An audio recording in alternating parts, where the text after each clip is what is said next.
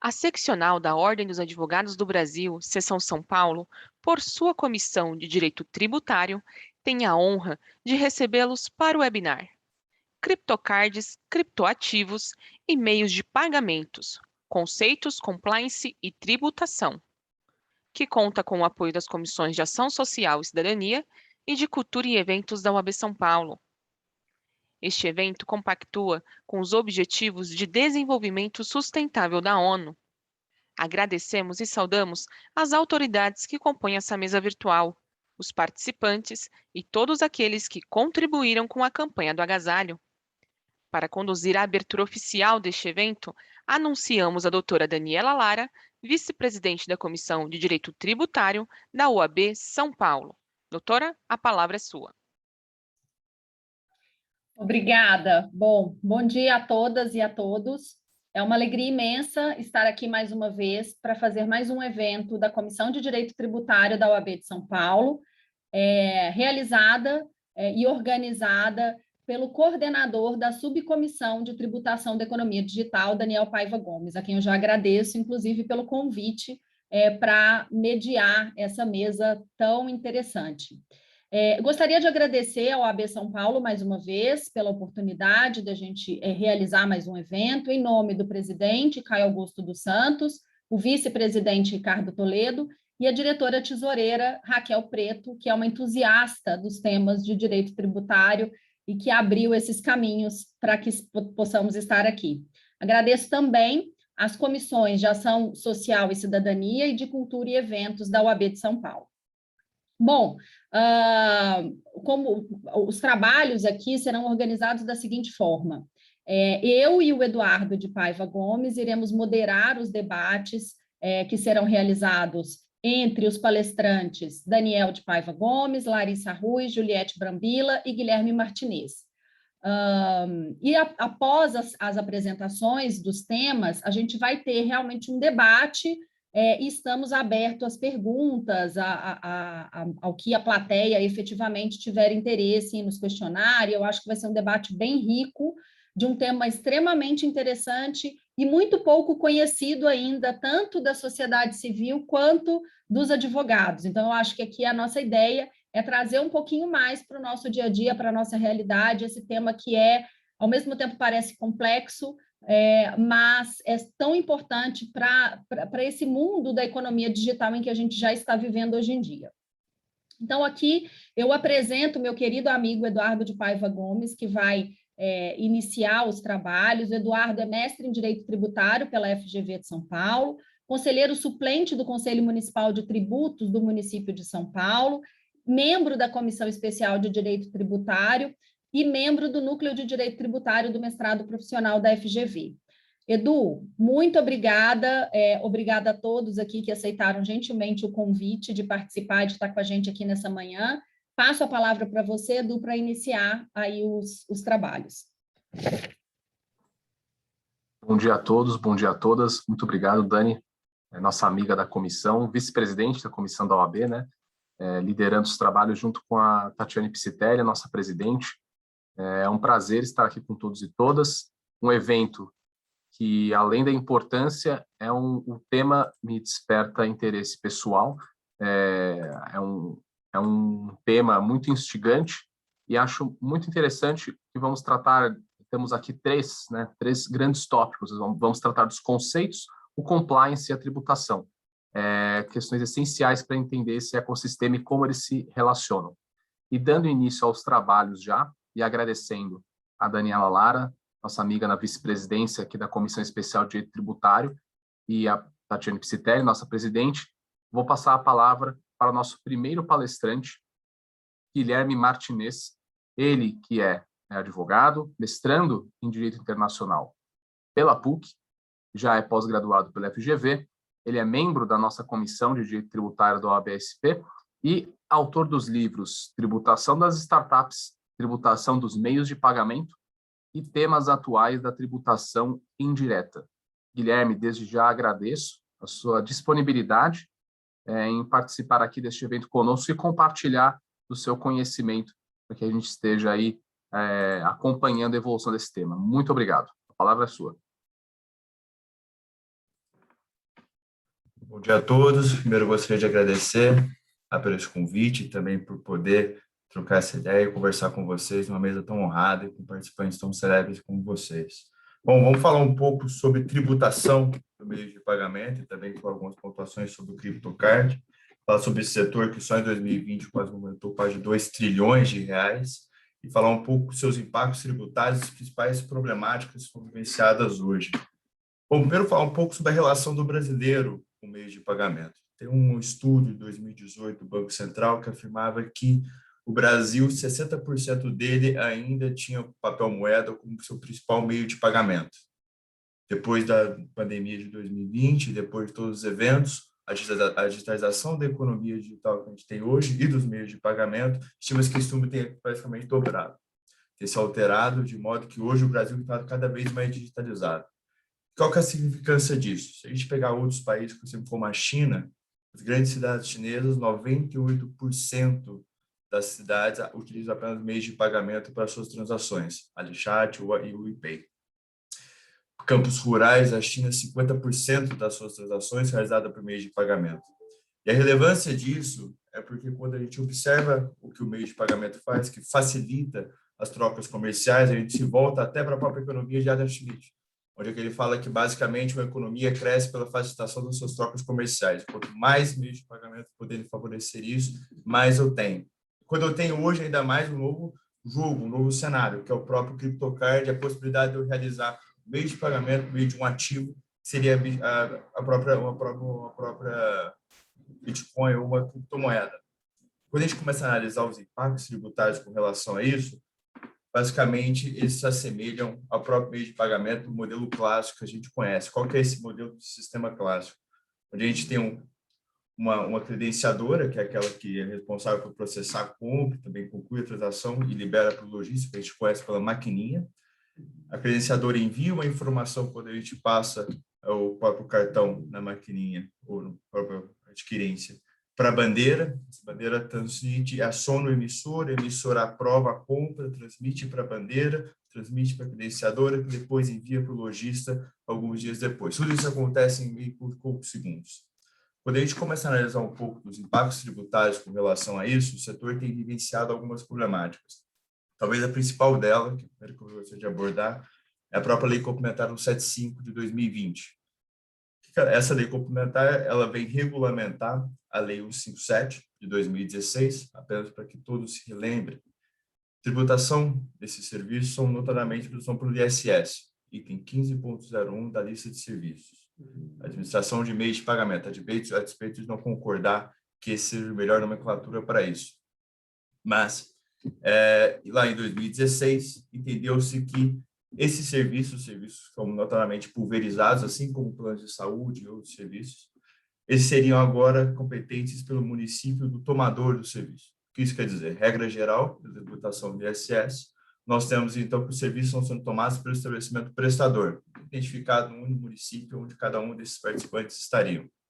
Nesse momento, ou seja, uma única alíquota.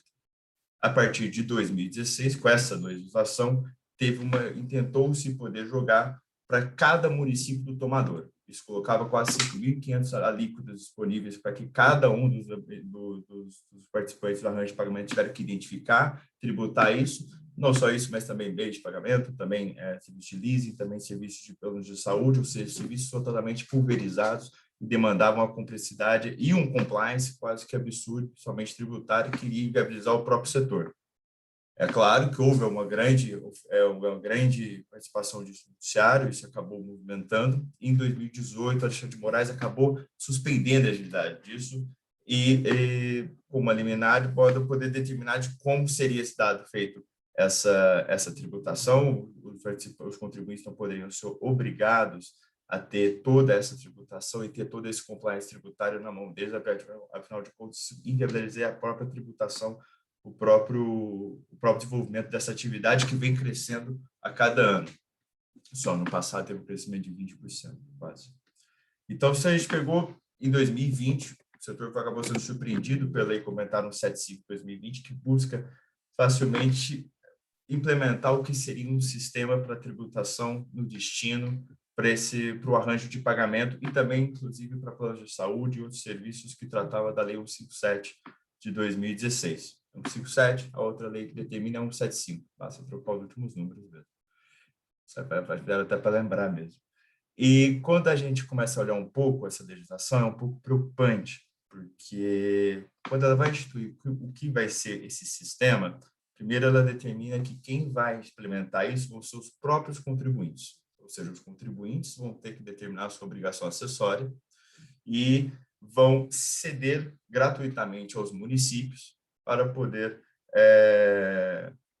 terem esse arranjo de como vão ser tributados e poder ter esse sistema para poder gerenciar as obrigações tributárias, o que é extremamente esquisito, porque no momento que eu tenho contribuinte ou contribuintes, conforme está disposto no artigo 1º da legislação, inclusive, isso significa que, em tese, um contribuinte poderia desenvolver um sistema, eu tenho uma capacidade tecnológica muito grande, e vou poder ceder a um preço a um outro contribuinte nessa obrigação fiscal.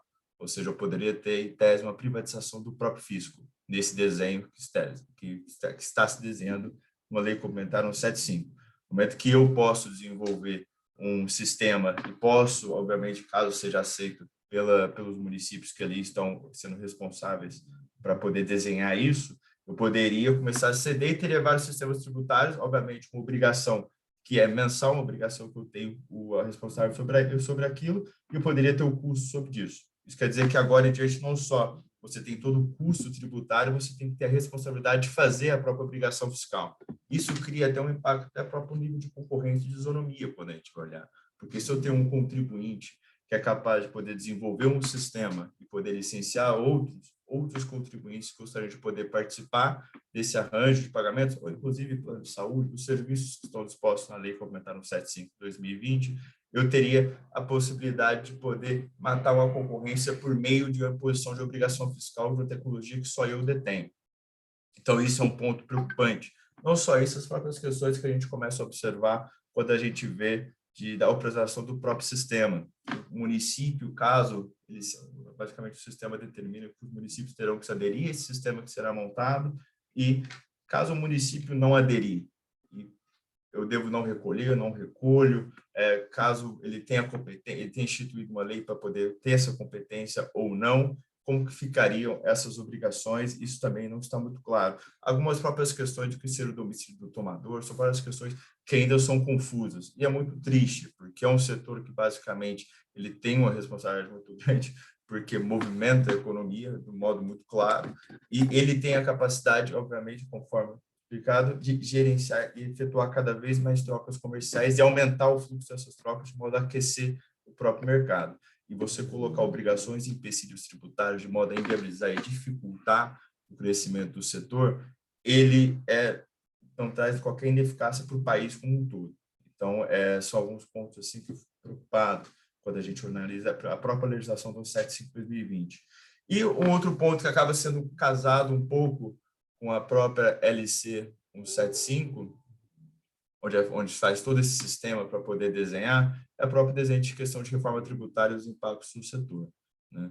Quando a gente olha hoje, atualmente, o serviço de tributação sobre a lei de pagamento, e aqui, a gente vai tratar um pouco mais sobre o CryptoCard, considerando o desenho de arranjo total, um desenho tributário de meios de pagamento, não haveria uma diferenciação tão grande quanto o desenho clássico, quando a gente analisa. Depende do quesito básico de tributação do que caberia uma credenciadora, caberia a emissora e caberia a bandeira tributar sobre essas operações.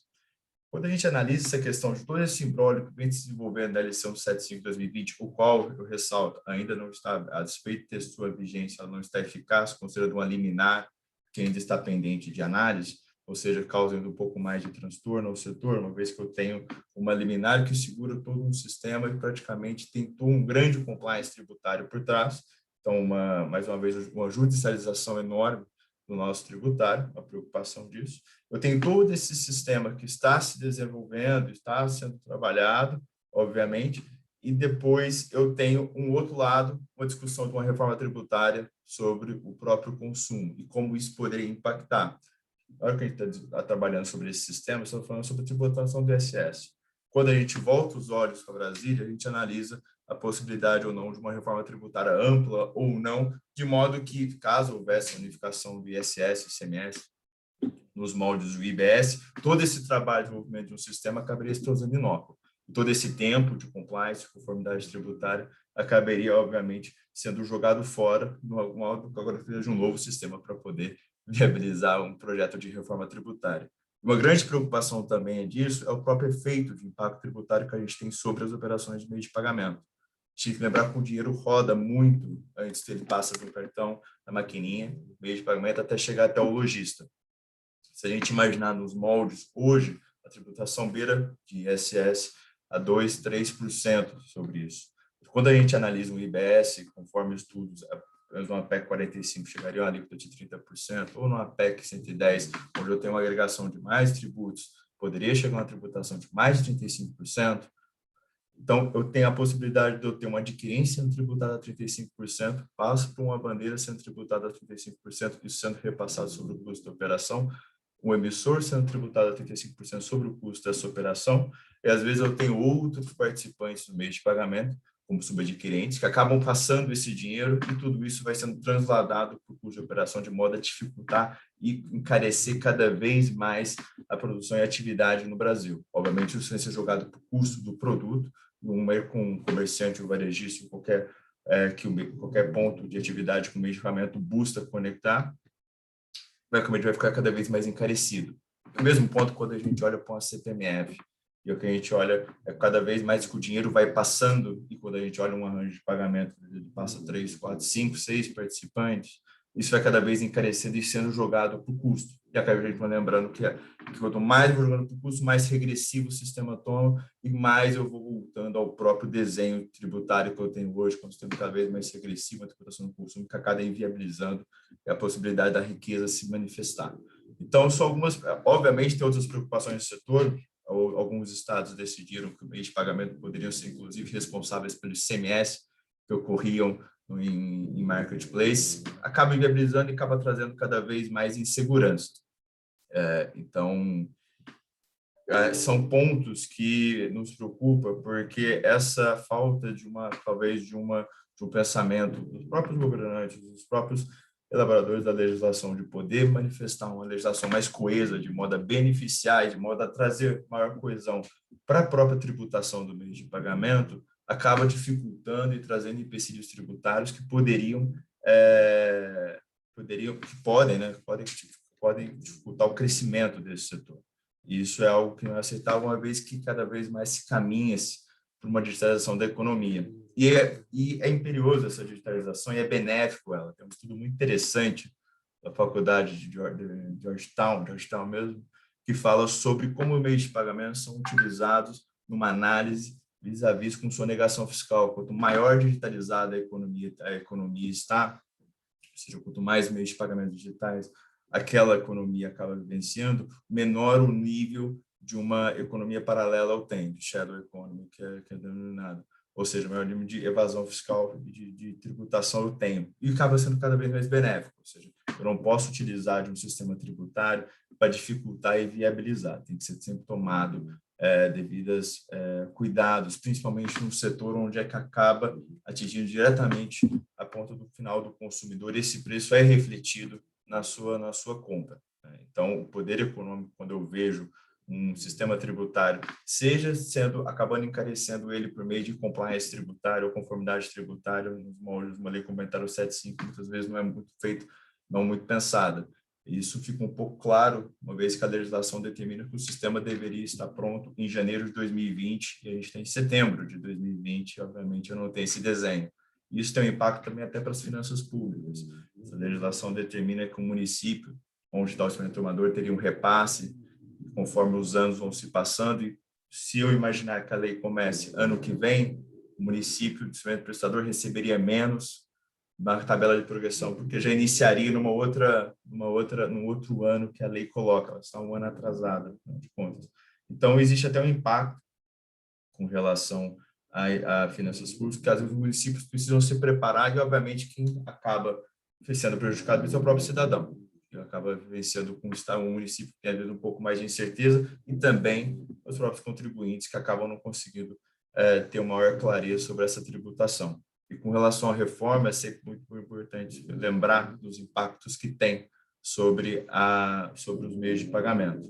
A gente viu isso um pouco acontecer na Argentina, onde você pode substituir um pouco o que seria uma CPMF, um sistema de pagamento por transações, onde eu não levo em consideração o que ocorre numa cadeia, quantos participantes acabam participando. Só para a cadeia, para poder liquidar uma compra ou não no meio de pagamento, eu acabo inviabilizando e acabo tributando mais e acabo encarecendo cada vez mais a criatividade e o próprio cidadão acaba sofrendo isso com um sistema cada vez mais regressivo. Então, quando a gente imagina uma questão de tributação de meio de pagamento e até o próprio do CryptoCard, que acaba entrando aqui, mas ele, em razão da sua própria natureza, ele acaba se adequando, infelizmente ou felizmente, aos mesmos problemas que o sistema clássico de meio de pagamento acaba abordando. A adquirência, a emissão e a bandeira acabam vivenciando. E vamos buscar para poder ver o que pode ser feito com relação a esses temas e como o próprio judiciário vai decidir com relação ao 57, como a própria reforma tributária vai abarcar principalmente os impactos sobre esse setor. É algo que a gente tem que sempre analisar, porque a gestão da economia é uma realidade e quando a gente olha os benefícios dela, a gente só consegue perceber o quanto a gente tem que buscar isso. Eu busquei ser o mais breve possível para poder abarcar quase todos os pontos possíveis, dá para poder ficar falando bastante sobre tributação de meio de pagamento, só o professor ali vai estar no 75 impacto na reforma tributária, talvez desenhar um pouco. Não sei se fiz claro, espero que sim. Gostaria de, também, de novo, de agradecer a presença, de poder debater um tema que é tão caro e fico à disposição para perguntas ou não. Guilherme, muito obrigada, você foi extremamente claro, acho que você colocou pontos aqui que são extremamente relevantes, né? Mais uma vez, a gente percebe que a economia digital ela é muito atravessada por essas decisões, más decisões legislativas, principalmente vinculadas à questão tributária.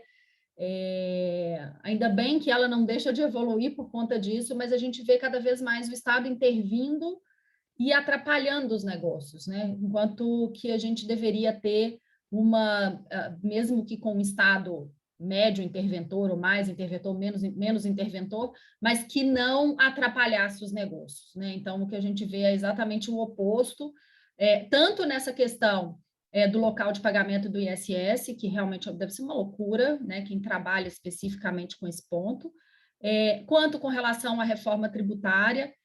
Mais uma vez, a gente percebe que a criação de um tributo único, com alíquota única, pode resolver para alguns setores, mas para outros pode complicar e muito, né? Então, tentar encontrar esse equilíbrio que é o mais importante, realmente, esses pontos que você colocou, e também da responsabilidade tributária, né, dos meios de pagamento, é uma discussão bem grande, e que você colocou super bem todos os pontos que a gente precisa realmente debater como sociedade civil e verificar qual seria a melhor solução. Bom, continuando aqui no nosso papo, eu vou passar a palavra para a Larissa Rui. A Larissa é graduada em Direito e pós-graduada em Administração pela FGV, foi sócia da prática de bancos e serviços financeiros de um grande escritório do Brasil e atualmente é vice-presidente jurídico, riscos operacionais e compliance da Neon Pagamentos. Larissa, mais uma vez, muito obrigada pela sua disponibilidade de estar aqui com a gente hoje. A palavra está contigo. Obrigada, Daniela. Bom dia a todas e todos. Obrigada ao AB São Paulo por esse convite. Como vocês podem perceber, minha formação não é em direito tributário, então vou aqui, não vou nem tentar fazer ponderações sobre esse assunto, vou deixar para os muitos especialistas que nós temos nesse debate, estou aprendendo, inclusive, bastante com essa conversa. Vou fazer algumas ponderações mais específicas sobre os aspectos regulatórios envolvendo criptoativos e meios de pagamento. E eu queria começar fazendo um gancho com alguns conceitos que o Guilherme trouxe em relação às figuras tradicionais do setor de pagamentos, né? Então, ele falou um pouco sobre os emissores, sobre as bandeiras, sobre os credenciadores. Esse é um setor que ele existe no mundo, no Brasil, já há muitas décadas, mas especificamente no Brasil, não foi regulado há tanto tempo assim. A nossa legislação principal, que é considerado o nosso marco legal, data de 2013, que criou essas principais, ou regulamentou essas principais figuras. Para facilitar bastante a nossa vida, a lei optou por usar uma nomenclatura completamente diferente daquelas que o mercado usava na época. Então, quando a gente fala em adquirente, a gente está falando do que a lei chama de credenciadores.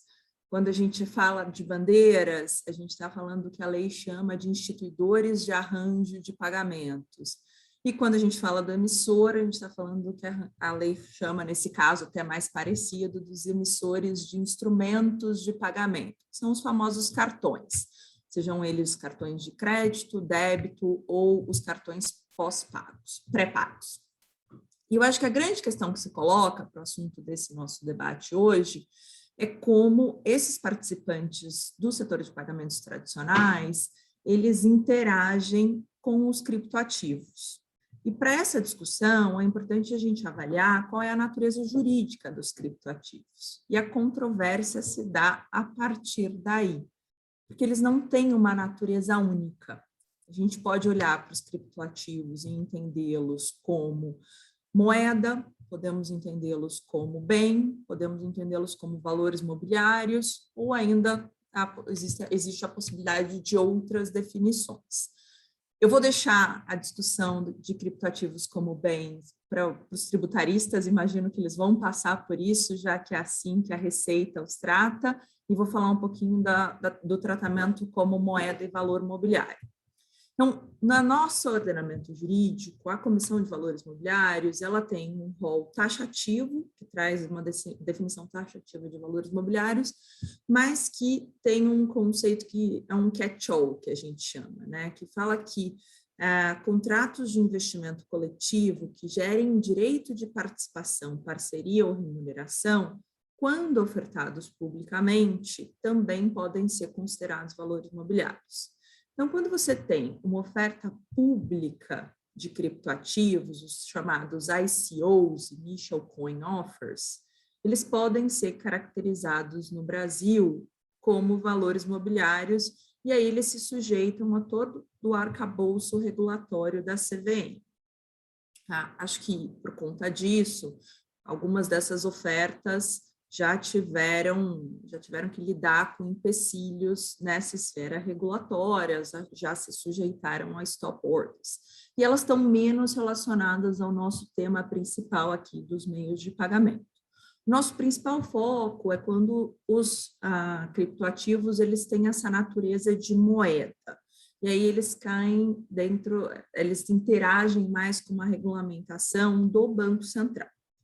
O Banco Central ele tem acompanhado o tema há muito tempo e tem se pronunciado sobre isso desde 2014, de uma maneira muito cautelosa. A gente percebe o regulador, por um lado, querendo comunicar e informar a população sobre a natureza dos criptoativos e eventuais cuidados que a gente deve adotar em relação a essa classe de ativos, mas, ao mesmo tempo, evitando uma regulamentação precipitada que possa, de certa forma, impedir o desenvolvimento desse mercado.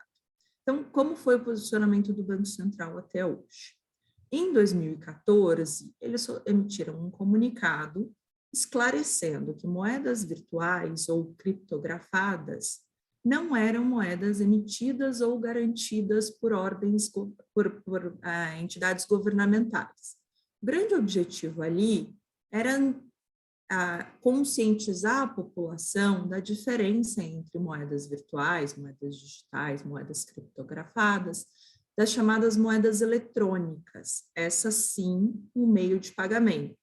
Então, seguindo o conceito da lei que regulamentou o sistema de pagamento, se eu aporto reais numa conta de pagamento, eu passo a ter o equivalente em reais em moeda eletrônica. Então, é diferente de quando eu compro uma moeda digital, um Bitcoin, um Ethereum, uma moeda de qualquer natureza. A moeda eletrônica, ela é a representação eletrônica de reais. Então, o valor é o mesmo valor que eu aportei em reais. Se eu aportei R$10 hoje e não fiz nenhuma transação financeira, no dia seguinte eu continuo tendo os mesmos R$10. Aquele valor não oscila. Então, o primeiro comunicado que o Banco Central fez sobre o tema foi com esse objetivo de esclarecer essa diferença e deixar muito claro para a população, olha, se você está falando de moedas digitais, moedas criptografadas, então tem aqui uma participação estatal, não é um órgão estatal que está emitindo ou que está garantindo esse tipo de moeda. Em 2017, eles fizeram um novo comunicado também nesse sentido de alerta, para dizer que as exchanges ou as corretoras de criptoativos também não eram entidades regulamentadas pelo governo, pelo Banco Central, diferentemente das corretoras de valores mobiliários, das corretoras de câmbio, de outras entidades regulamentadas. Porque quando se pensa numa corretora de valores mobiliários, por exemplo, o investidor ele tem essa percepção de que existe uma série de proteções ou uma série de resguardos que essa entidade precisa adotar na sua atividade em relação ao próprio investidor, especialmente quando a gente pensa num investidor de varejo que tem um conhecimento não tão sofisticado do mercado, aquela chamada assimetria de informação, que a gente costuma chamar no mercado. Numa corretora de cripto, acho que a gente tem visto essas corretoras fazerem um trabalho educacional muito bacana, mas essa é uma iniciativa que parte da própria corretora, não existe uma regulamentação federal ou de alguma autarquia obrigando que elas façam dessa forma ou que vá puni-las caso elas não o façam. Então, aqui também um objetivo de alerta por parte do Banco Central de dizer as exchanges não têm essa regulamentação. E aí, daí para frente, a gente começou a ver o Banco Central mudando um pouquinho de postura. E mais recentemente, em maio agora de 2021, eles anunciaram as diretrizes da moeda digital do próprio Banco Central do Brasil. Elas são as chamadas CBDCs, as moedas digitais dos bancos centrais, né? Então, a gente vê aqui o nosso Banco Central indo numa tendência que vários outros bancos centrais têm adotado, de criar a sua própria moeda digital. O que mudou, né, de lá para cá? O que aconteceu que fez com que o Banco Central saísse dessa posição um pouco mais conservadora, de alertar para os riscos, para falar, vou emitir a minha própria moeda digital. Acho que percebe-se que esse movimento dos criptoativos é um movimento que muito provavelmente veio para ficar. A gente viu oscilações, viu momentos de crise, mas não é um mercado que tem regredido. O Guilherme trouxe números super interessantes de como esse mercado vem evoluindo e em todo o que a gente passou a partir da pandemia e da digitalização, o mundo digital ganhou ainda mais força. Então, acho que o Banco Central, como outros reguladores no mundo todo, tem a consciência disso, e é uma forma de integrar as moedas digitais à economia tradicional. E a pergunta que se faz é, mas qual é a diferença de uma CBDC em relação a um Bitcoin, um Ethereum, uma outra dessas moedas digitais? Bom, acho que quando a gente pensa nas propriedades de uma moeda, tem 3 propriedades clássicas, né? Reserva de valor, unidade de conta e meio de pagamento. A CBDC vai atender a essas 3 propriedades. Então, aqui, o dia em que a gente tiver efetivamente a CBDC, ela vai ser uma extensão digital do real. Então, ela vai ser aceita, assim como o real ou como os nossos meios de pagamento tradicionais, os cartões de débito e de crédito, em qualquer transação no mercado brasileiro. Ela vai ser de emissão do Banco Central e ela vai ser, a distribuição dela vai ser intermediada pelas instituições do Sistema Financeiro Nacional. É basicamente dizer que o Banco Central encontrou um meio do caminho entre um criptoativo tradicional, que tem como uma das suas características principais a descentralização, e o modelo de moeda mais tradicional que a gente está acostumado a lidar. Acho que, por hora, parece um bom meio do caminho. Mas fica, de fato, uma pergunta de se isso é suficiente, se a gente vai parar por aí ou se a gente vai ver outros passos, ou outras etapas desse processo de integração entre criptoativos ou criptoeconomia e mercado financeiro e sistema de pagamentos tradicional. Posteriormente a esse anúncio de maio, a gente já viu o Banco Central e a CVM anunciando uma nova iniciativa regulatória, ou pelo menos discussões sobre uma nova iniciativa regulatória envolvendo criptoativos, mas aí na esfera dos investimentos. Então, a partir de uma discussão sobre o papel dos criptoativos no mundo emergente, a conclusão foi que hoje esse papel ainda é mais relevante sob a perspectiva de investimento do que sob a perspectiva de moeda. Então, que não se justificaria uma regulamentação dos criptoativos mais conhecidos como moeda, mas sim uma regulamentação vinda da CVM no que se refere aos investimentos. Então, é possível que a gente veja alguma coisa nesse sentido. A CVM já teve alguns posicionamentos no passado, já foi um pouquinho mais radical nesses posicionamentos e também vem flexibilizando com o passar do tempo.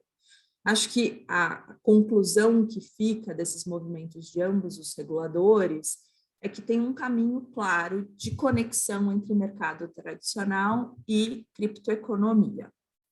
Acho que eles já se convenceram que esse movimento ele é necessário e inerente. Então, acho que passando aqui um pouquinho para as discussões que se colocam a partir disso, sob a perspectiva do compliance, né? Quando a gente pensa no compliance tradicional, ele está hoje em dia muito focado no papel dos intermediários. O Estado, ele certamente não é capaz de monitorar e fiscalizar todas as transações que acontecem no mercado de pagamentos. Então, ele transfere, ele delega essa responsabilidade para os intermediários. Por isso que quando a gente pensa, por exemplo, em lavagem de dinheiro, as instituições financeiras, as instituições de pagamento, as próprias fintechs têm o papel de monitorar as transações que elas realizam e efetuar os reportes para os órgãos reguladores.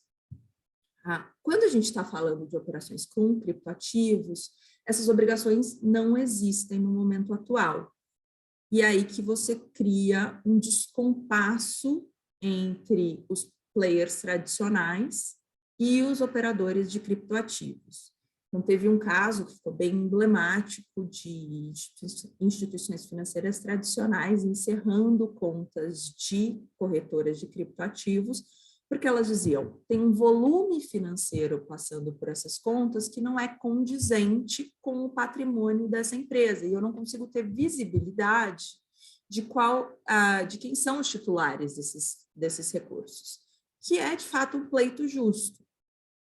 Por outro lado, as corretoras de criptoativos dizem, mas eu tenho os meus próprios controles de prevenção à lavagem de dinheiro.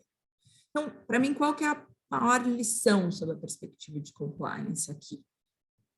É possível que nós não tenhamos uma regulamentação para os players do setor de criptoativos tão em breve assim, o que não quer dizer que eles não estejam se movimentando. Ao mesmo tempo, os dois mercados estão cada vez mais conectados, o que significa que existe um espaço de cooperação para os players tradicionais e para esses participantes do setor de criptoativos muito grande.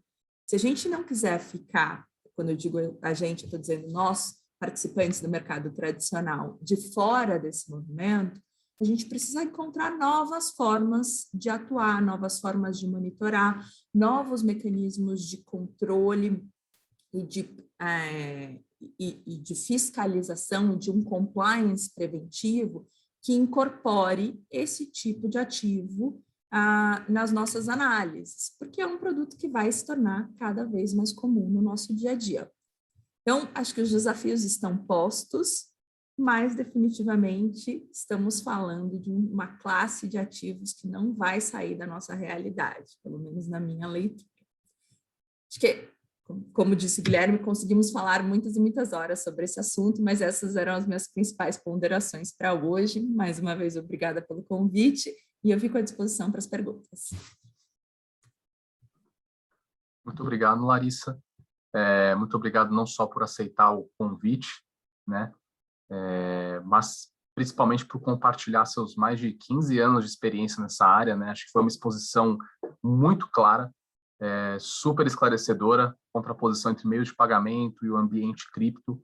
É esse tipo de esclarecimento que a gente precisa que o nosso congresso tenha, né? Acho que hoje em dia a gente passa mais por problemas de compreensão do fato em relação à regulação. Se o fato fosse melhor compreendido em todas as suas nuances, suas diferenças, a legislação certamente acompanharia e conseguiria se amoldar a todas essas vicissitudes, né? Então, muito obrigado, viu, Larissa? E aqui já dou andamento ao nosso evento e apresento a Juliette Brambilla. Ela é Head do Legal e Compliance no Walter Bank, graduada pelo Mackenzie, tem mais de 8 anos de experiência na área de direito corporativo, compliance e direito digital, e também é especialista em compliance financeiro pela LEC, Legal Ethics e Compliance.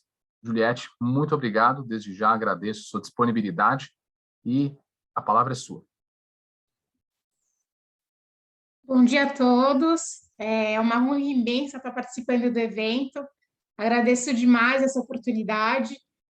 E, bom, eu iniciei o meu estudo acadêmico do ecossistema quando eu estava finalizando a graduação, lá em 2013, em um cenário bem incipiente, no qual a academia, de fato, não fomentava tanta discussão e poucos colegas tinham conhecimento do que eram criptomoedas, o que era Bitcoin, né, a criptomoeda precursora. Então, é um tanto especial estar aqui vocalizando um pouco do que é a minha atuação como líder de compliance em uma empresa que transita entre um modelo tradicional institucional de uma instituição de pagamento com um órgão supervisor e um modelo alternativo dentro de um cenário regulatório cinzento e com, até o presente momento, rasa regulamentação, né? Mas o que eu quero trazer aqui como recorte é assim, partindo da premissa que o compliance ele é um safekeeper, né? E o principal ponto quando estamos diante de desafios que, de fato, não vamos receber diretrizes tão amarradas e direcionadas, é buscar obter o maior conhecimento do modelo de negócio, da operação. É garantir que os problemas que estão ali sejam externados de forma aberta e direta para aqueles que estão desenvolvendo as soluções e tocando as frentes do negócio. Porque é a partir dessa munição que é oferecida que nós vamos conseguir ter uma visão bem holística e sistêmica para conseguir endereçar soluções aos problemas levantados e, consequentemente, mitigar os riscos atrelados a esses problemas. E depois, bom, o passo é beber da fonte de informação, da normatividade do setor regulado, no que tem maiores simetrias com o negócio. E, bom, quando a gente está falando de criptocards, criptobanks, por óbvio, nós estamos falando de meio de pagamento, serviço financeiro, então, e de banco central, né? Então, a partir disso, no que é similar, nós vamos criar controles internos semelhantes e, claro, determinando o apetite de risco, modulando com os recursos disponíveis, afinal, nós queremos garantir a perenidade e a sustentabilidade do negócio. Então, nós vamos ter um processo de QIC, conhece o seu cliente, nós vamos aplicar uma metodologia de abordagem baseada no risco, que é basicamente você entender quem é o usuário, os potenciais riscos que ele pode trazer ao ingressar na sua base e determinar regramentos que sejam eficientes para reprimir e inibir os comportamentos escusos e também na detecção ali de atipicidades transacionais. De repente, um usuário que não apresentou red flags no início ali do onboard, quando ele estava entrando na base de cliente, quando a gente faz qualificação, validação, verificação, categorização de risco, procedimentos naturais de compliance, mas que, porventura, ele teve um comportamento suspeito. Isso é algo apurado pelo olhar detido do compliance ali inserido na instituição, que vai fazer os monitoramentos das transações, que vai realizar verificações periódicas que devem ser feitas para a gente ter uma diligência, né, para a gente obter mais informações sobre o usuário e traçarmos um perfil transacional e resguardar desse ponto de sensibilidade. E assim, a gente está falando de criptoativos, certo? Então, quer dizer que a gente aplica os mesmos guidelines de um programa de compliance financeiro tradicional?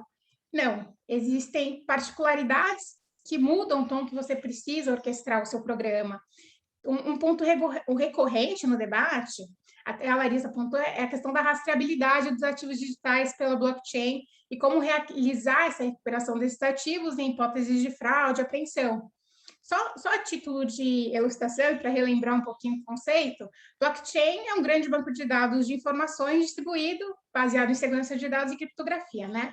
No protocolo do Bitcoin, a blockchain ela vai possibilitar esses registros imutáveis, né, que não permitem alterações, e uma rede de verificação de transação que é descentralizada. Então, a integralidade não é garantida por uma autoridade central. Ela é obtida a partir da verificação da transação por outros participantes dessa rede e um protocolo de confiança, os quais são recompensados com Bitcoin para essa validação de transação. Então, é legal aclarar alguns conceitos para entender um pouquinho os enfoques que a gente acaba dando quando estabelece um programa moldado nessa tecnologia. As criptomoedas, da mesma maneira que o dinheiro, precisam ser armazenadas de forma que possamos proteger esses ativos com segurança. Quando falamos de wallets, estamos falando de carteiras digitais onde se armazenam chaves, que são basicamente sequências ali de números que permitem a realização de transferência e dão acesso ao saldo desses ativos. E existem dois tipos de chave. As públicas, que são utilizadas para enviar e receber, como endereço de e-mail, e as privadas, que são como uma senha de um cofre. A gente precisa manter sob nossa exclusiva gerência e responsabilidade. O cliente de uma exchange, de uma plataforma, ou um criptobank, enfim, que também é uma exchange misturada com uma instituição de pagamento, ele vai ter a sua própria wallet. No caso, a sua chave pública e a custódia vai ser feita pela empresa. Ele delega a função de gerenciamento de custódia de chaves, né, para um terceiro. E aí, um questionamento. Quando o cliente quer retirar o saldo dessa carteira de exchange e enviar para uma outra carteira, uma carteira externa, ou seja, ou para uma outra exchange, ou optar por fazer o que a gente chama de autocustódia, esse saldo sai da exchange. E aí, a gente não tem mais controle? Para quem foi? Para onde foi? Quem é a contraparte? Quem é o destinatário desse valor? Quais são os controles internos, os registros que nós temos que são tão comuns ali no sistema financeiro? No primeiro momento, a gente poderia pensar que a visibilidade e respostas a essas perguntas estariam comprometidas, né? Pois as transações possuem a característica de serem pseudonônimas. Mas algo interessante que eu quero trazer aqui, que existem ferramentas de blockchain analytics especializadas em dar cumprimento ao que a gente chama de programa de Know Your Transaction, né? Conheça a sua transação. No ecossistema, dar rastreabilidade para esse trânsito de fundos na rede blockchain. Então, existem empresas, as mais famosas, assim, Chainalysis, Confirm, ScoreChain, CipherTrace, Elliptic. O mercado ele vem ganhando uma atração de RegTechs, proporcionando ferramentas que conseguem provisionar dados importantes para a gente ter um racional bem analítico de compliance. Então, a gente consegue identificar as carteiras, ter um score reputacional das exchanges, né, com fatores super concretos. Então, a gente detecta red flags no sentido de se os ativos que entram na plataforma têm uma origem sensível, se estão indo para uma carteira de um serviço duvidoso, um mixer, né, que teve uma movimentação proveniente de crimes financeiros, que demonstram algum tipo de ilicitude. E, assim, esses controles, pessoal, são importantíssimos quando a gente está tratando de prevenção à lavagem de dinheiro e combate ao financiamento do terrorismo, né? Embora a Larissa até bem pontuou, a nossa lei de prevenção à lavagem de dinheiro não traga as exchanges como pessoas obrigadas a realizar as comunicações ao COAF, existe no mercado uma dinâmica de envio de comunicações de operações atípicas detectadas. Já existe uma dinâmica de cooperação, né? É uma dinâmica, inclusive, que demanda maior clareza e regulamentação, pois pode criar uma simetria de mercado e de competitividade, e inviabiliza uma coesão de ações dos players, né? Uma vez que não é um cadastro convencional de habilitação ali no COAF. O que eu trago aqui é que nós percebemos que o mercado ele tem se autorregulado. Inclusive, a ABCripto, a Associação Brasileira da Criptoeconomia, assumiu bem a dianteira e lançou no ano passado um código de autorregulação e um manual de boas práticas, e foi um processo que eu pude acompanhar de perto, né? Isso foi resposta aos gaps de maturidade do setor, né? O setor vem se movimentado de maneira mais institucional para iniciar a abertura dessa interlocução com as autoridades, bem como atores decisivos nessa dinâmica regulatória, no debate legislativo, visando estabelecer as necessárias salvaguardas para um desenvolvimento sustentável do negócio. E o objetivo é a uniformização de conduta, gente, é a visualização do que pode ser feito para se criar um ambiente mais próspero, alinhado com ética e com o que está sendo recomendado e aplicado em países mais maduros, seja em termos regulatórios ou a nível de robustez e desenvolvimento do mercado. O código ele se alinha muito bem às diretrizes estabelecidas pelo Banco Central, inclusive no que tange a abordagem baseada em risco, abarcando a implementação de qualificação, identificação, verificação dos clientes, toda a manutenção dos registros e esse grande step da comunicação das operações financeiras ao COAF. Então, a mensagem que eu gostaria de trazer é que há sim um esforço muito forte para que haja uma construção de regulação satisfatória e que respeite as características, né, desse setor. Existem muitos temas que precisam ter regras mais concretas, né? A tokenização é uma realidade incontestável, o mercado de DeFi, né, de Decentralized Finance, é gigantesco um dos termos aí de possibilidades de instrumentos financeiros. Então, existe um trabalho muito precioso a se fazer. As exchanges precisam, por exemplo, ter um compliance tributário. O Daniel vai poder falar com maestria aí sobre esse aspecto. Então, o debate hoje, em comparação até o momento que eu iniciei o meu engajamento para o setor, lá em 2013, tá rico, mas assim, ainda é árido, mas a gente está avançando. Esses comunicados do Bacen lá em 2004, trazendo essa explicação de classificação, né, de moeda eletrônica, moeda digital. Em 2017, a CVM trouxe muito a dor ali dos ICOs, né, que teve o grande boom, esclareceu alguns conceitos importantes sobre utility token, security token, e sobre a possível alçada de competência que ela tem, sandbox regulatório do Banco Central, da CVM, que, enfim, tem players apresentando projetos para tentar dar mais institucionalização e mais segurança. E, bom, a Receita Federal, né, que no Perguntão já esclarece muita coisa, e teve a primeira regulação aí da IN 188 de 2019, então, que inclusive, a IN 188 de 2019, que o Daniel vai poder explicar bem melhor para vocês, na verdade, foi um mecanismo aí do regulador de se abastecer de informação, né? E isso foi muito interessante para o despertar de algumas exchanges quanto à necessidade de QIC, né? Do conhecer o cliente, que é muito, enfim, atinente ali ao nosso mercado tradicional.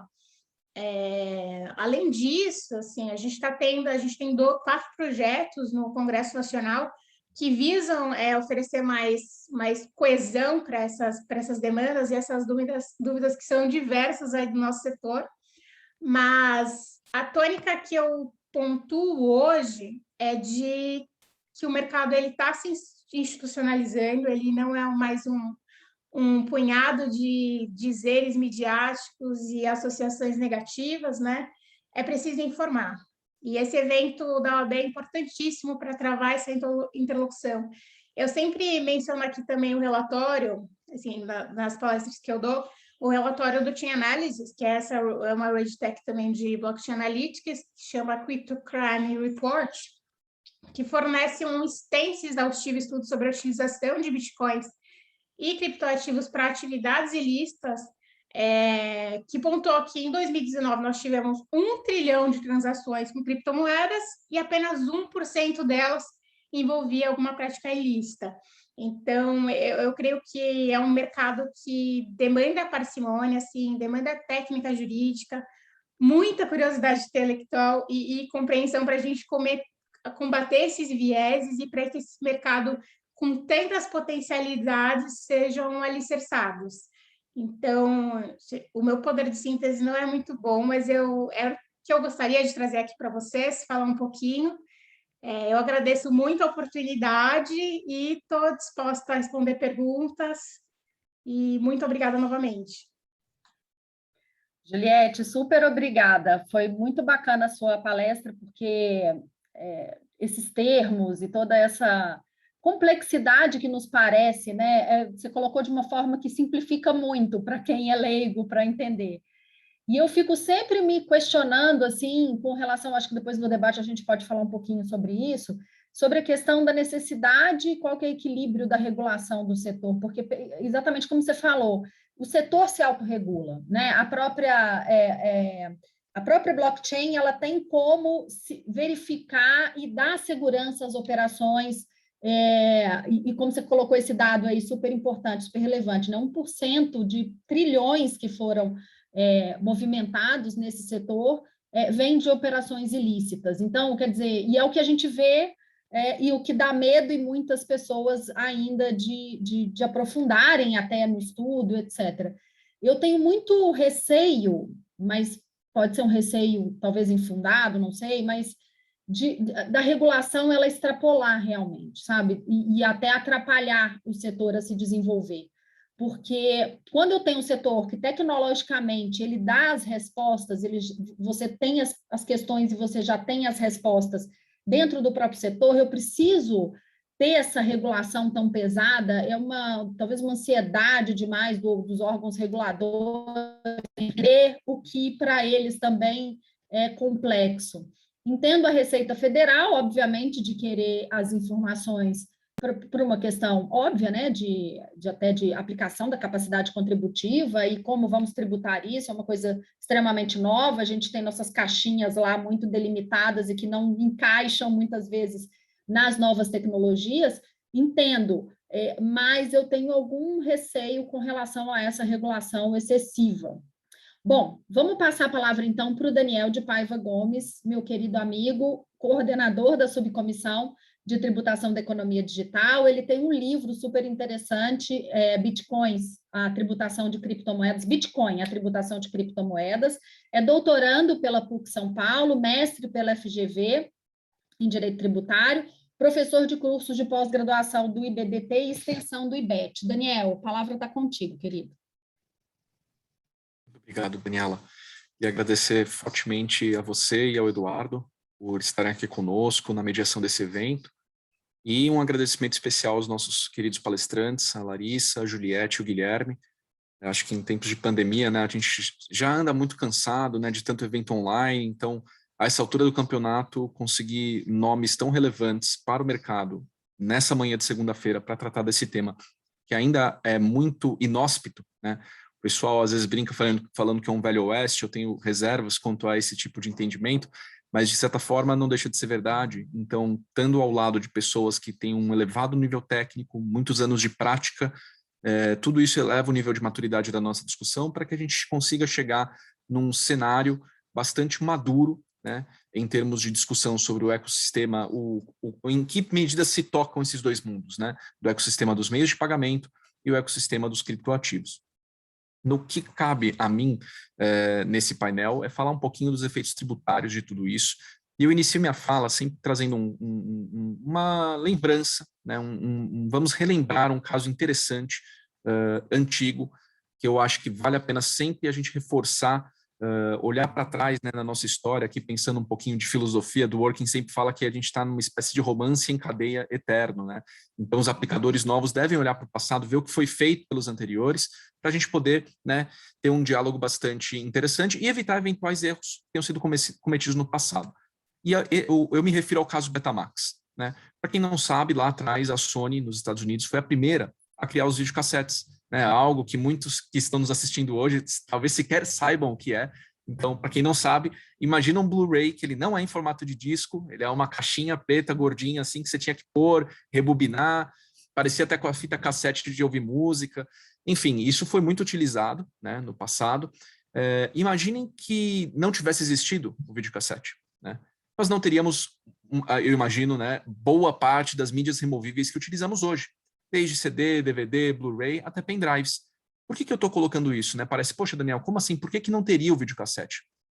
Porque lá atrás Universal Studios e a Disney processaram a Sony pela criação e venda do Betamax, né, dos videocassetes Betamax, sob o fundamento de que ele proporcionava ao usuário final, na sua residência, que eles gravassem os programas da Universal e da Disney, né, incorrendo em pirataria. À época, a Suprema Corte americana, por 5 votos a 4, reconheceu que não haveria qualquer ilícito por parte da Sony, que a produção do videocassete estaria dentro do conceito de fair use, né, o uso justo. A doutrina do uso justo é bastante utilizada no direito, na legislação de copyright estrangeira, e mais ainda, né, que a Sony não poderia ser responsabilizada pela prática ilícita do meio tecnológico, né. Tudo pode ser usado para a prática de ilícitos, para o crime, para o mal, desde o videocassete, ao Blu-ray, ao pendrive, até a moeda fiduciária e, claro, as criptomoedas.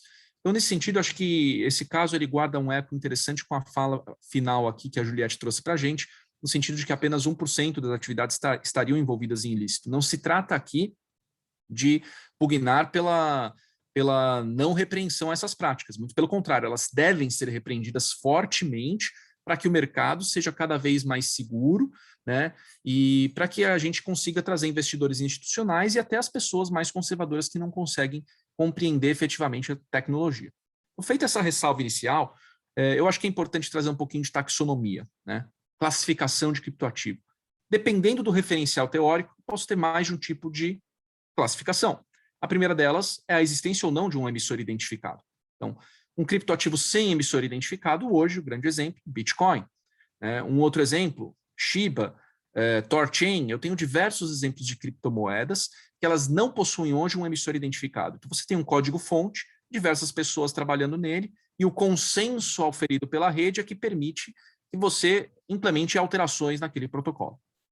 E eu tenho criptoativos com emissor identificado. Por exemplo, Ethereum. Então, a gente tem a fundação Ethereum por trás dela, a Cardano, a gente também tem uma fundação por trás da Cardano, são criptoativos com emissor identificado. Sob a perspectiva da função, existem ainda muitos estudos em aberto. Eu, Eduardo e o nosso amigo Courtney Magalhães estamos envolvidos em um específico, um projeto para estudo de taxonomia. Então, hoje são N taxonomias existentes, nenhuma delas definitiva, mais certa ou mais errada do que a outra. Mas, em linhas gerais, né, o que se fala hoje, sob a perspectiva jurídica, né, a gente sempre precisa tentar encaixar o fenômeno com o direito. Claro que, sob a perspectiva da tecnologia da informação, essa raiz, né, essa árvore de classificação, ela vai ser muito maior, né? Mas, sob a perspectiva de função, aos olhos do direito, eu consigo dizer que eu tenho criptoativos que fazem as vezes de um meio de pagamento. Então, vejam, eles não são meios de pagamento, já que não são formalmente reconhecidos como tal pela legislação, mas eles fazem as vezes de meio de pagamento. Eu tenho criptoativos que eles são os chamados tokens de utilidade, então eles vão te proporcionar acesso a bens ou serviços, né? Eu tenho os security tokens, ou criptoativos securitizados, então quando eu tokenizo, por exemplo, um valor mobiliário, e eu tenho tokens híbridos, ok? E por fim, né, a última classificação que eu considero muito relevante, até a mídia tem noticiado bastante, é a questão da fungibilidade versus infungibilidade, né? Tokens não fungíveis, os famosos NFTs, Non-Fungible Tokens, têm sido utilizados muito no mercado artístico, né, para fornecer acesso a determinado conteúdo. Eu convido todos e todas a acompanharem a gravação de um webinar que nós fizemos especificamente sobre NFTs, então não vou me alongar aqui nessa questão. E, de outro lado, eu tenho os tokens fungíveis, que seriam, por exemplo, Bitcoin, Ethereum, Cardano, etc. Notem que a questão da fungibilidade, dependendo da perspectiva, eu conseguiria até dizer que o próprio Bitcoin ele é infungível. Por quê? Porque eu tenho o que a gente chama de UTXO, né, em toda a cadeia de validação da operação, que me permite identificar individualmente aquela unidade que foi transacionada. Então, é possível que alguns doutrinadores enxerguem isso como infungibilidade, né? Eu, por outro lado, prefiro entender que, sob a ótica jurídica, considerando que fungibilidade é o atributo de trocar um bem por outro da mesma qualidade e quantidade, eu prefiro dizer que esse tipo de criptoativo, como Bitcoin, Ethereum e Cardano, eles são fungíveis, já que eles podem ser trocados por outros da mesma qualidade e quantidade. O que não significa dizer que eles não sejam individualmente identificáveis, tá? Acho que essa é uma ressalva interessante de ser feita. Superada essa questão da taxonomia, né, eu acho que é importante reforçar aqui o que a Larissa já trouxe para a gente, né? A CVM e o Bacen hoje, eles não são órgãos por natureza que são responsáveis por regular esse mercado. É claro que se eu estiver falando de tokens securitizados, aí sim a competência regulatória da CVM, ela é aplicável, né?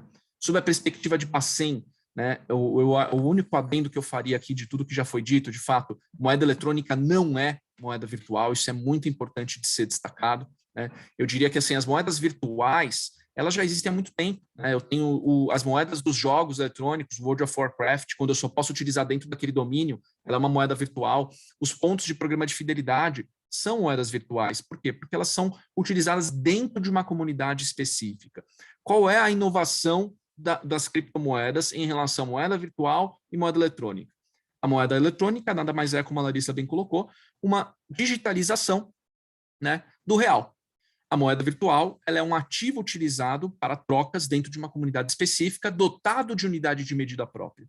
E a criptomoeda, ela soma a esses atributos da moeda virtual dois deles: a desintermediação ou descentralização, né, e a criptografia. Então, a segurança das transações é garantida por tecnologias criptográficas, e eu tenho algoritmos de consenso específicos, como prova de trabalho, proof of stake, etc., são termos e conceituações técnicas que fogem ao escopo do nosso webinar, mas a gente utiliza esses protocolos de consenso para substituir a necessidade de um intermediário, de um banco, por exemplo, né?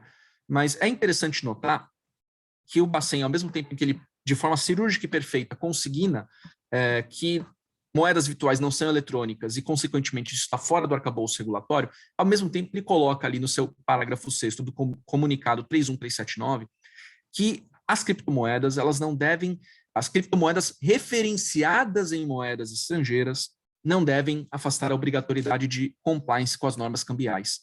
Por que eu acho que isso é extremamente relevante? Porque eu tenho uma categoria específica de criptomoeda que ela se coloca no mercado como uma relação de 1 para 1 com uma moeda estrangeira, né? São as famosas stablecoins. Eu vou ter Tether, por exemplo, USDT, eu vou ter a USDC. Elas são basicamente criptomoedas que guardam uma relação de 1 para 1 com o dólar. Não significa isso que aquela empresa que emitiu o stablecoin tenha na reserva dela tudo aquilo em dólares de forma líquida. Muitas vezes você pode ter bonds, você pode ter títulos do tesouro, etc., que vão dar lastro para aquilo. Mas fato é que as stablecoins, elas se colocam no mercado como uma criptomoeda privada, ou seja, não governamental, mas que guarda a relação de 1 para 1 com uma moeda estrangeira. Aos olhos do Bacen, é muito claro: criptomoedas referenciadas em moeda estrangeira não devem ser utilizadas para burla ao sistema cambial. Então, às vezes o pessoal fala, vou mandar o SDT lá para o meu amigo em Berlim. Em tese, por essa orientação aqui do Banco Central, você estaria incorrendo em evasão de divisas. Mas o comunicado é claro: criptomoedas referenciadas em moeda estrangeira. Eu tenho outras criptomoedas que possuem unidade de medida própria: Bitcoin, Ethereum, Cardano. Para essas, diante da ausência de qualquer tipo de comunicado ou afirmação no mesmo sentido do parágrafo 6º do comunicado 31379, eu não posso dizer que há infração ao sistema cambial atual. Essa é uma ressalva importante. E sob a ótica da Receita Federal, ela basicamente, no seu guia de perguntas e respostas, traz ali uma equiparação das criptomoedas aos ativos financeiros. E aqui eu começo a minha primeira... primeiro, eu parabenizo a Receita Federal pelo protagonismo em trazer um pouco mais de segurança para todos. O compliance é importante demais para que a gente consiga institucionalizar isso e mostrar ao mercado que, como bem pontuado pela Juliette, os criptoativos não são sinônimo de lavagem de dinheiro, muito pelo contrário. É muito mais fácil você pegar a lavagem quando ela é feita por meio de criptomoedas do que quando ela é feita por dinheiro normal, por assim dizer, moeda fiduciária. Mas, a despeito de todo o protagonismo e as congratulações que eu dou à Receita Federal em ter editado essa IN 1888, que hoje já foi usada como benchmarking internacional pelos Estados Unidos, nos debates recentes que eles vêm tendo sobre a regulamentação de criptoativos, eu trago uma crítica pontual ao entendimento do nosso órgão fazendário, quando ele equipara de forma estanque os criptoativos aos ativos financeiros. Então, vejam, diferentemente do Banco Central e diferente da CVM, a CVM ela foi cirúrgica ali, ela falou: nem todos os ICOs estão sob a minha regulação. Se eu tiver um ICO que ele está relacionado a um token de utilidade, isso não é valor mobiliário, consequentemente eu não tenho competência regulatória. É uma afirmação que ela parece ter pouca força, mas ela sutilmente é muito relevante, na medida em que ela mostra que a função é que deve prevalecer. A função daquele criptoativo, e foi algo que a Larissa colocou na fala inicial dela, que muito me agradou, a função do criptoativo é o mais relevante, né? A nossa busca como juristas é sempre achar a classificação, o que é isso? E pôr numa caixinha. Mas nós temos outros exemplos no nosso ordenamento jurídico de ativos camaleônicos. Até no meu livro eu falo isso, que as criptomoedas são um ativo camaleônico. Então ela deve ser regulada e tributada como tal. Qual é o grande exemplo de um ativo camaleônico hoje? É o ouro. O ouro, se ele for utilizado no âmbito do mercado financeiro, ele vai ser equiparado a ativo financeiro, mas se ele for utilizado como adorno para joias, ele vai ser uma mercadoria, submetido ao ICMS. Então não é uma novidade no nosso ordenamento eu regular e tributar de acordo com a função desempenhada pelo ativo. Nesse ponto, então, é que eu trago essa singela e pontual crítica ao entendimento da Receita Federal, quando ela, de forma estanque e categórica, ela equipara criptoativos aos ativos financeiros. Entendo que a gente consegue trazer um nível de maturidade maior quando a gente tributa e regula de acordo com a função. E entrando finalmente na parte específica tributária, nós temos a IN 1888, que trouxe deveres instrumentais aplicados para exchanges brasileiras, estrangeiras e para os casos em que usuários negociam diretamente entre si, né, os cenários peer-to-peer, P2P.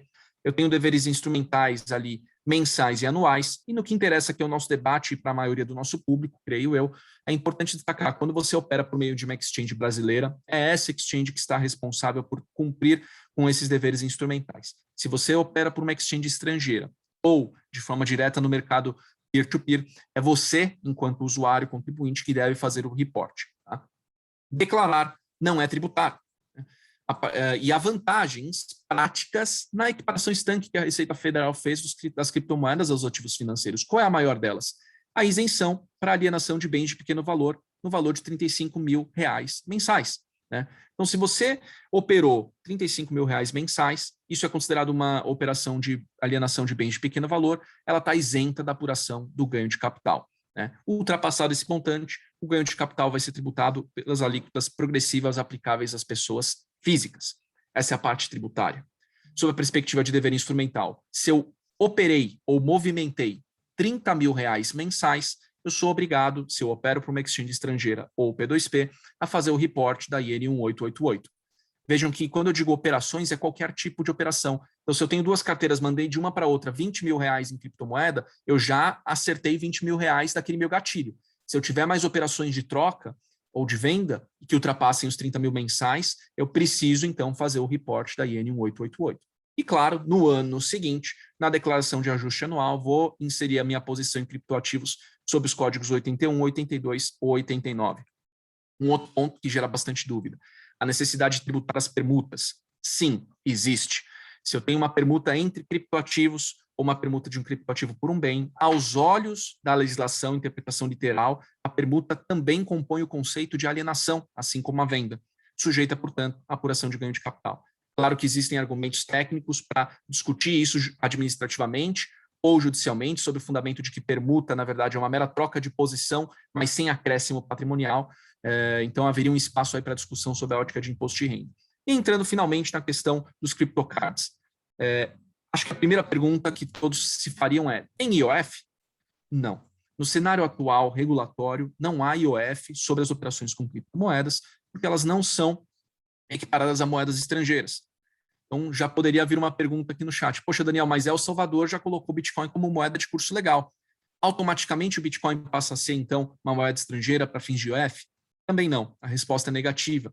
Para que algo seja uma moeda estrangeira sujeita ao IOF, eu preciso, além do fato óbvio de que um governo a reconheça como tal, eu preciso que esse ativo seja negociado e transacionado por meio de um contrato de câmbio, o que não ocorre atualmente, e eu preciso que o nosso Banco Central, enquanto órgão supremo do nosso sistema financeiro e bancário, que ele coloque na lista de moedas estrangeiras o Bitcoin, por exemplo, como moeda estrangeira. Até que isso aconteça, não é possível falar que eu estou sujeito ao IOF, tanto sobre a modalidade moeda estrangeira, quanto sobre a modalidade títulos e valores mobiliários, por um motivo muito simples. Eu não tenho aqui o atributo da oponibilidade a terceiros para dizer que Bitcoin, por exemplo, seja um título ou valor mobiliário.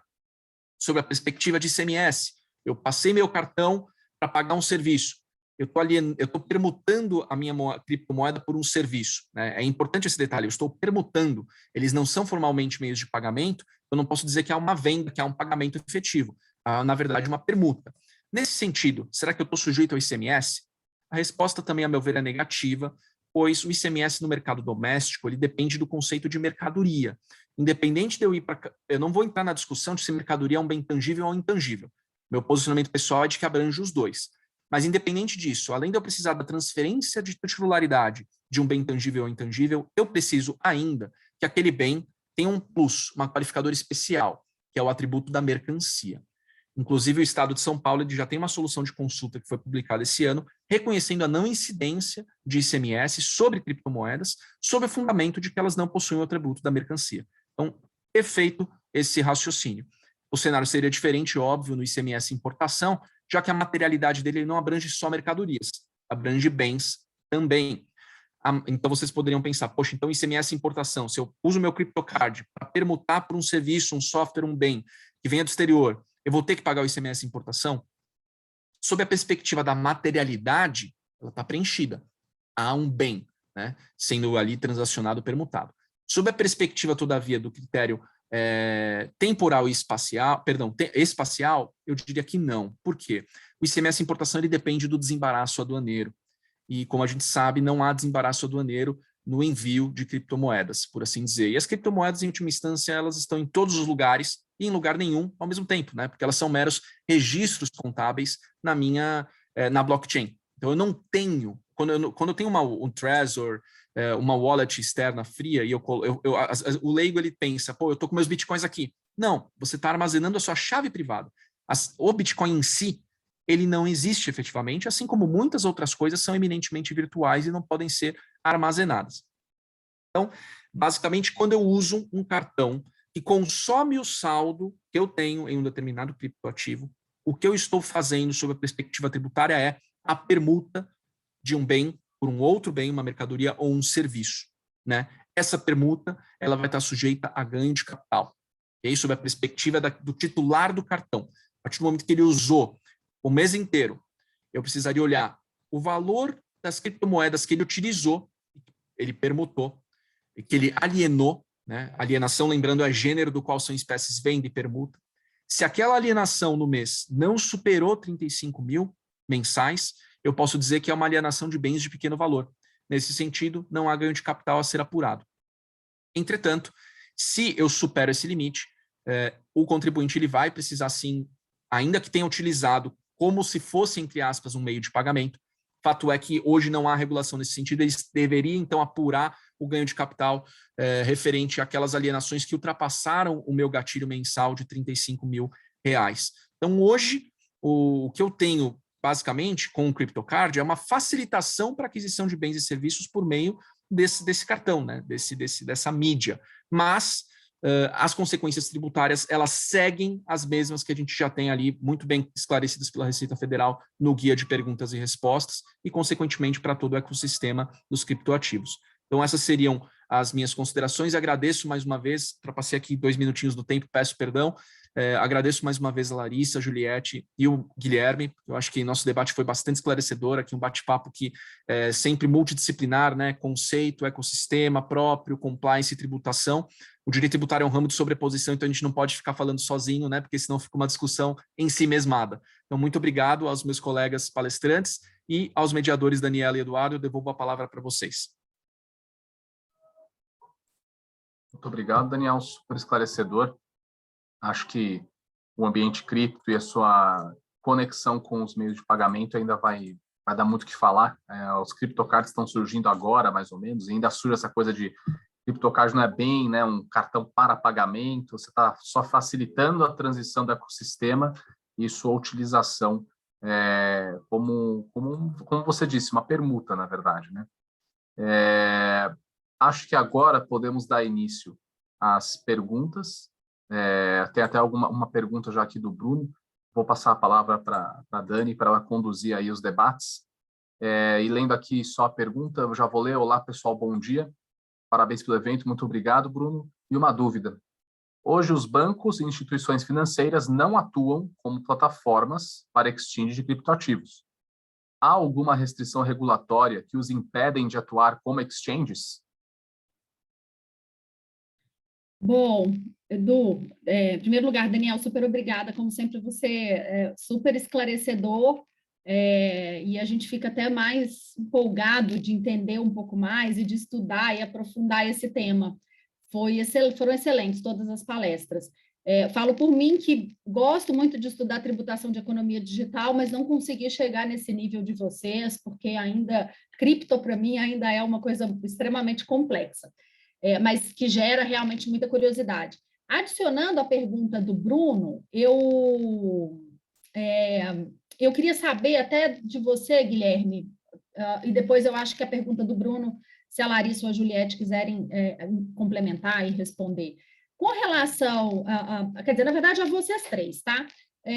Com relação aos meios de pagamento, os oficiais, né, os normais que a gente tem hoje, como que eles enxergam essa questão da chegada do CryptoCard, que, né, pelo que eu entendi, não é exatamente um meio de pagamento, mas é uma forma de concorrência, né? E que tem uma regulação ainda, a gente ainda não definida, né? Ainda está meio que dentro desse campo das criptomoedas. Como que o mercado de meio de pagamentos enxerga isso como algo adicional, se os meios de pagamento já estão, inclusive, pensando em investir no CryptoCard para poder já entrar nessa nova realidade, porque tudo começa pequeno e daqui a pouco toma o lugar, como o Daniel bem lembrou, dos videocassetes, né? Então, como que vocês enxergam isso? Já temos uma outra pergunta aqui, mas aí eu vou deixar, vão ser, assim, essa pergunta, né, junto com a pergunta do Bruno, se há alguma restrição regulatória que impede os bancos e instituições financeiras para atuarem como exchange de criptoativos, essa questão, né, da possível concorrência, e depois eu coloco mais uma questão e a gente encerra, porque realmente o tempo da gente já está um pouco curto. Guilherme, se você quiser começar, depois Larissa, Juliette e Daniel fazem as considerações.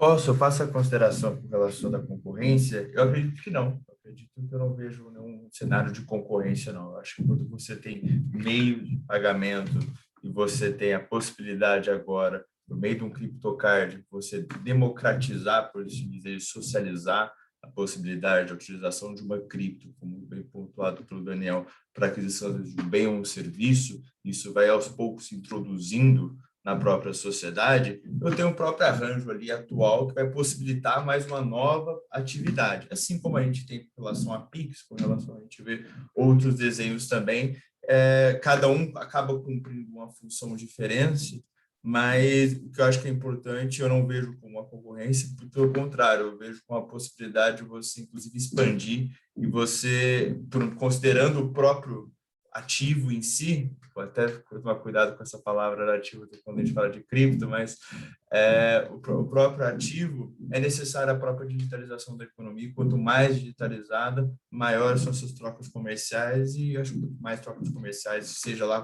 qual seja esse ativo que eu vou utilizar, melhor eu acho que eu vejo para a sociedade, mais benéfica, acaba tendo uma maior eficiência econômica. Então, eu não vejo como um ponto negativo, não. Legal. Larissa, Juliette, vocês querem fazer alguma complementação? Acho que vou começar por essa, mas depois posso até fazer uma ponderação sobre a pergunta do Bruno, tá? Eu tendo a ver de uma forma similar à do Guilherme. Eu acho que quando a gente está falando de meios de pagamento, eu vou pensando aqui no CryptoCard como meio de pagamento, claro que existe uma concorrência entre os meios de pagamento, né? Se pensar o Pix, por exemplo, ele diminuiu significativamente outras formas de transações. Ele reduziu, por exemplo, transações em dinheiro. Hoje em dia, aqui em São Paulo, se você pegar um táxi, por exemplo, e se oferecer para pagar com uma nota alta, ou com Pix, o taxista certamente vai preferir com Pix, porque ele sequer vai ter troco para o pagamento com uma nota alta. Então, é natural que exista uma competição entre diferentes meios de pagamento. E eu acho que ela é saudável, visto que o mercado ele pode ter apetite para esses diferentes meios. O que eu vejo especificamente em relação aos criptocards é que você começa a ter um olhar dos players tradicionais para eles. Então, quando você olha, por exemplo, as bandeiras que a gente comentou no início, né? As mais tradicionais, Visa e Mastercard, em algumas regiões elas já disponibilizam pagamento, elas já têm parcerias para emissão de criptocards. Os emissores, acho que no Brasil, os bancos tradicionais eles ainda respondem por uma fatia relevante do mercado de cartões. As fintechs ainda representam um percentual menor. Então, o grande foco da competição, ele ainda está, né, entre os participantes tradicionais do setor de cartões e os novos entrantes, que são participantes que têm cartões sem anuidade, muito focados em determinados segmentos, que atendem de maneira mais específica ao seu público-alvo e não são tão generalizados, que oferecem, quando tem um rotativo, uma taxa de juros menor. Então, eu acho que ainda tem muito espaço na linha do que o Guilherme colocou para uma concorrência saudável. E o CryptoCard vai entrar como mais um elemento que, no final das contas, vai trazer um benefício para o usuário final. Acho que grande beneficiário dessa disputa saudável é o usuário final. E se eu puder passar rapidamente pela pergunta do Bruno, pelo menos dentro do meu conhecimento, não existe uma vedação normativa expressa para essa atuação das instituições reguladas. Mas o que acontece é que todo o arcabouço regulatório das instituições financeiras, ele foi criado, de certa forma, para limitar a atuação das instituições financeiras àquilo que é especificamente regulado pelo Banco Central. Então, a gente tem aí uma situação bem interessante. Se você for procurar, não só para atuação como uma exchange, mas fala assim, o banco pode efetivamente atuar na compra e venda de automóveis. Provavelmente você não vai achar uma regulamentação específica que vede essa atuação, mas você vai achar um conjunto de regras que cria um entendimento de que aquela atuação deve se dar dentro de um arcabouço mais limitado. Agora, as instituições financeiras, as instituições de pagamento, outras instituições reguladas, elas têm a opção de investir em outras empresas, e essas empresas, sim, podem ter um escopo de atuação mais abrangente. E o que a gente observa é que algumas instituições tradicionais começam a olhar para o setor cripto como um potencial setor de investimento nesse caminho de cada vez mais convergir para o espaço comum entre economia cripto e economia tradicional. Muito bom, Larissa. Até a gente vê, né, os bancos hoje, bancos e instituições de investimento em geral, eles têm os fundos, né, com os fundos cripto, né, que são para quem não tem aquele sangue frio de aplicar diretamente, comprar criptomoedas, né, pode investir em fundos que são mais ou menos arriscados e que a gente já vê um movimento bem grande dos grandes bancos, inclusive, né, de criar esse tipo de fundo. Bom, eu vou para a última questão, e aí vou abrir para a Juliette e o Daniel para nos ajudar a responder. É uma pergunta do Lisandro, que, em primeiro lugar, ele parabenizou todos pelo excelente nível do evento, e aí ele fez a seguinte pergunta: a quais riscos está exposta uma empresa que receba pagamentos do Brasil ou exterior via criptoativos? Vou deixar essa para a Juliette e o Daniel fazerem alguns comentários. Eu acho que o principal ponto aqui, como a gente está falando desse mercado que não está regulado, é a atenção em como a pessoa que está fazendo esse recebimento, né, ou está fazendo essa remessa, está comunicando aos órgãos, né, às autoridades da grande Receita Federal. Então, eu acho que esse é o grande trick, né, que a pessoa precisa se atentar e verificar os riscos que ela está assumindo a fazer esses reportes, porque, afinal, a Receita Federal ela tem uma ampla gama ali de rede para fazer as comunicações, né, para puxar os dados e, eventualmente, a pessoa sofrer algum tipo de penalidade, né? Então, no meu entender, esse é o principal risco aí que o sujeito ele deve estar se atentando a fazer esse tipo de operação. Vamos lá, Daniel. Perfeito, Juliette. Eu compartilho das suas considerações. Antes de trazer o meu ponto de vista, eu queria só agradecer o Lisandro pela presença, é um amigo aí de outras plataformas, por assim dizer, né? Então, Lisandro, muito obrigado. Fico contente de tê-lo aqui conosco e ansioso aí pelo nosso café. Está se aproximando quando todos estivermos vacinados. Então, sobre esse ponto, o que eu diria? Eu reforço muito isso. O criptoativo não muda em nada, em primeiro lugar, as regras de retenção na fonte. Então, acho que esse é o primeiro, sobre a perspectiva tributária, né? Sobre a perspectiva de compliance, eu faço cor às palavras da Juliette. Sobre a perspectiva tributária, qual é o primeiro risco? Às vezes o pessoal pode imaginar, porque o pagamento, entre aspas, eu coloco entre aspas porque ele, na verdade, faz às vezes de meio de pagamento, reforço, mas eu estou diante de uma permuta, né? Mas o que eu quero dizer com isso? O criptoativo em si é um instrumento, né?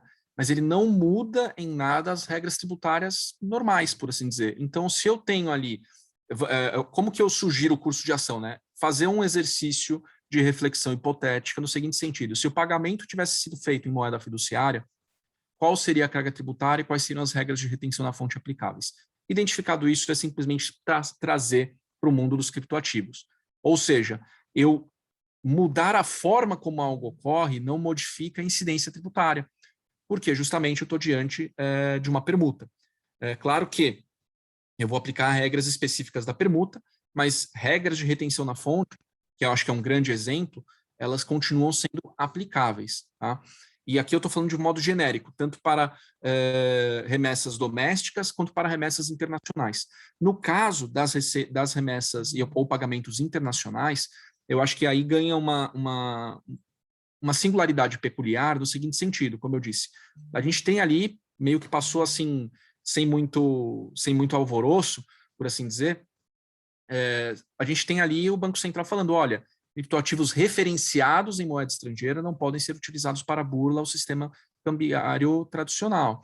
Então, se eu tenho uma empresa que ela está ali mandando e trocando o SDT, o SDC, ou outro stablecoin, por exemplo, a brasileira, que é o BRZ, salvo engano, eu não posso pensar que com isso eu não devo passar pelo sistema cambiário tradicional. Eu devo passar, né? Senão, realmente, eu estou em desacordo com o parágrafo 6 ali do comunicado 31379 do Banco Central. E o segundo ponto eu preciso analisar a título de que essa permuta está ocorrendo, esse pagamento permutado, por assim dizer. Se é, por exemplo, uma importação de serviço, eu vou ter imposto de renda retido na fonte, né? Se tiver transferência de tecnologia, eu vou ter CID royalties, e assim sucessivamente. Então, esse seria o segundo ponto de atenção, a ideia do imposto de renda retido na fonte, né? E vale lembrar que a gente tem a solução de consulta 5 de 2021 da Receita Federal, que trata especificamente de um caso interessante envolvendo criptoativos. Ela foi bastante comemorada pelo setor, em que pese ela não enderece especificamente qualificação e aspectos tributários. Mas, basicamente, o que o Fisco Federal falou foi o seguinte, olha, se eu tenho remessa de moeda fiduciária para uma conta de minha própria titularidade lá fora, eu vou recolher só o IOF e não tenho imposto de renda retido na fonte.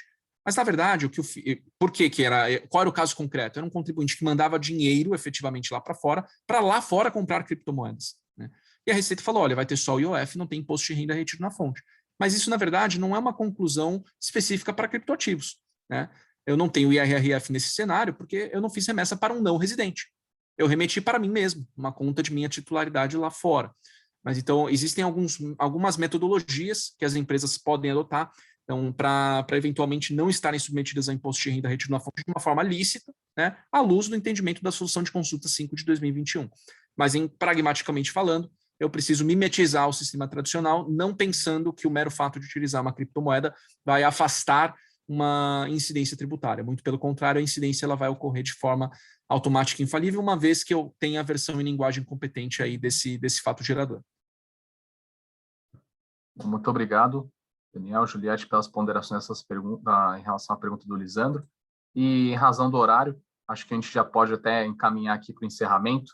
E nesse encerramento, agradeço nominalmente o Guilherme, a Larissa, a Juliette, por compartilharem do conhecimento de vocês, por trazerem pontos tão relevantes para essa discussão. Agradeço, Daniel, também por toda a exposição. A Dani, agradeço na vice-presidência na comissão, agradeço também a presidência da professora Tatiane Psitelli, sempre um prazer estar aqui, e ainda mais falando de um tema tão instigante que, se a gente tivesse até mais tempo, pode trazer diversas outras controvérsias, e agradeço a todos e todas pela presença. Muito obrigado. Bom, em nome da OAB São Paulo, mais uma vez, e da Comissão de Direito Tributário, mais uma vez eu agradeço a todos vocês, participantes que ficaram conosco até agora, a audiência foi excelente.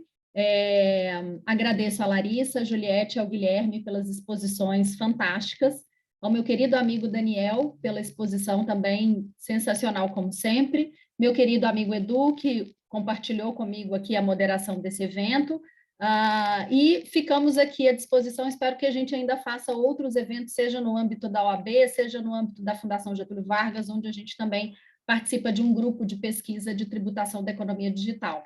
Muito obrigada mais uma vez, Daniel, parabéns pela organização do evento, que foi excepcional. Deixo para você as últimas palavras para o encerramento. Muito obrigado, Dani. Eu queria aqui também aproveitar o ensejo para agradecer a Cristiane Alvarenga, que é co-coordenadora dessa subcomissão comigo, sempre uma parceria muito forte, amizade, pessoa muito querida. Dani e a professora Tatiane, pela, respectivamente, vice-presidência e presidência dessa comissão, que assim confiam muito na gente para trazer um conteúdo de qualidade, né, para todos, ao lado de palestrantes tão incríveis, ao meu sócio e irmão, né, acho que dá para ver, né, o Eduardo, que é nosso mediador aqui hoje, sempre um prazer estar com você em todas essas empreitadas, e aos nossos sensacionais palestrantes, eu não tenho realmente palavras para agradecê-los.